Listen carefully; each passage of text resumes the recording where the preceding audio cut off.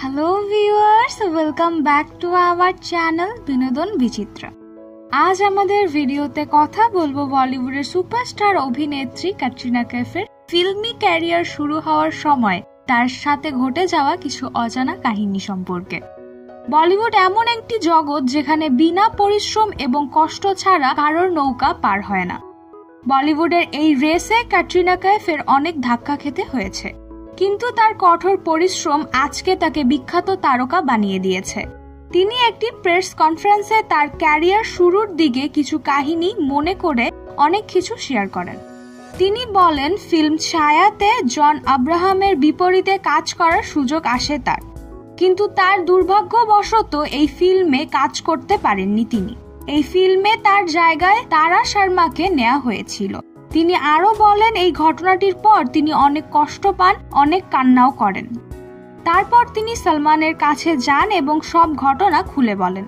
2003 সালে ফিল্ম বুমের মাধ্যমে ক্যাটরিনা তার ফিল্মি ক্যারিয়ার শুরু করে, কিন্তু তার এই ছবিতে কাজ করার পর তাকে নিয়ে এবং এই ছবিটি নিয়ে যে গুজব শুরু হয়েছিল সেটা নিয়ে তিনি কোনো গর্ববোধ করেন না। তিনি বলেন যে আজ হয়তো সবকিছু অন্যরকম থাকতো যদি তাকে ফিল্ম ছায়া দিয়ে বের করে না দেওয়া হতো। তিনি আরো বলেন কিভাবে তাকে এই ফিল্ম দিয়ে বাদ দিয়ে দেওয়া হয়েছিল। পুরো ঘটনাটাই সে নিজের মুখে স্বীকার করেন। তার ক্যারিয়ার শুরুর দিক থেকেই সালমান খান তাকে ছায়ার মতো প্রতিটি পদক্ষেপে সাহায্য করেছে।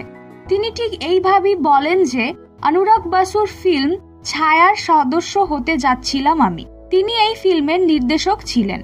জন আব্রাহাম এই ছবির নায়ক ছিল। আমাকে এই ফিল্মে নেওয়া হয়েছিল।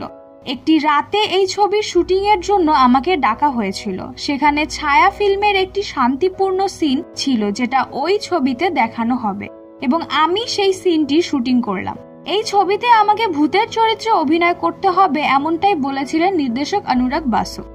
কিন্তু সব থেকে কষ্টকর বিষয় এটি ছিল যে এই শুটিং এর 2 দিন পরে আমি জানতে পারি যে আমাকে এই ছবি দিয়ে বাদ করে দেয়া হয়। যখন আমি সেখান থেকে বেরিয়ে আসলাম তখন আমি কাঁদতে শুরু করি এবং তারপর তারা শর্মাকে নেওয়া হয়েছিল। এই ঘটনার কিছুদিন পর যখন সালমান খানের সাথে দেখা হলো তখন আমি কান্না করছিলাম এবং তিনি হাসতেছিল। আমি মনে মনে তাকে অনেক খারাপ মানুষ ভেবেছিলাম। তখন আমি সালমানকে বলেছিলাম যে আমার ক্যারিয়ার শুরু হওয়ার আগেই শেষ হয়ে গিয়েছে।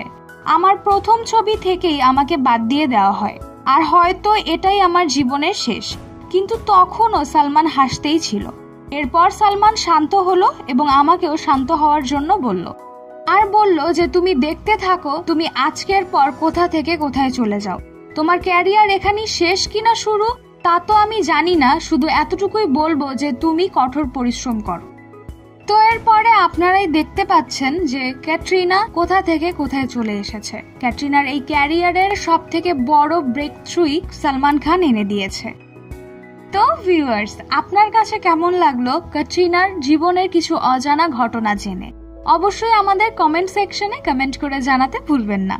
ভিডিওটি ভালো লেগে থাকলে অবশ্যই লাইক এবং শেয়ার করুন। তার সাথে সাথে আপনি যদি আমাদের চ্যানেলে নতুন হয়ে থাকেন অবশ্যই সাবস্ক্রাইব করতে ভুলবেন না। পাশের বেল আইকনটি প্রেস করে রাখবেন যাতে নিত্য নতুন সকল মজাদার ভিডিও সবার আগে আপনার কাছে পৌঁছে যায়। ধন্যবাদ।